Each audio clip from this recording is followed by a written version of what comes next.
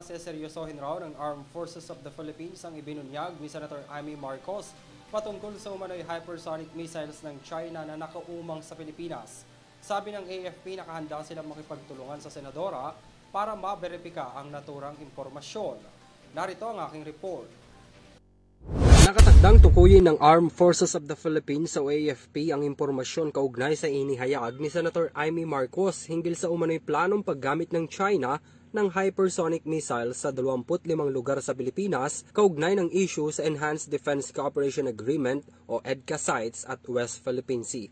Sabi ng AFP, sineseryoso nila ang ibinunyag ni Senator Amy sa isang pahayag. Sinabi ni AFP spokesperson Colonel Francel Margaret Padilla na makikipag-ugnayan sila sa senadora para makakuha ng detalye sa nasabing impormasyon. Base sa impormasyong inilabas ng Presidential Sister, 25 areas umano ang potential na target ng hypersonic missile ng China dahil sa EDCA sites at sa nangyayari ngayon sa West Philippine Sea. Wala pa raw natatanggap na impormasyon ng intelligence community ng AFP hinggil sa umano'y missile launch ng China sa Pilipinas.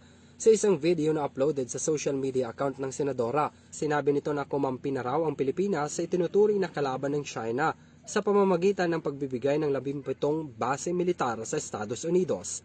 Aminado itong natatakot raw siya sa tumitinding tensyon sa West Philippine Sea na maaaring pinanggalingan ng kanyang ibinunyag na pahayag. Ng China na gagamitin yung hypersonic missile. Hindi naman nila iniisip na lulusob dito sa Pilipinas yung katakot-takot na army nila, mga navy nila. Hindi ganoon.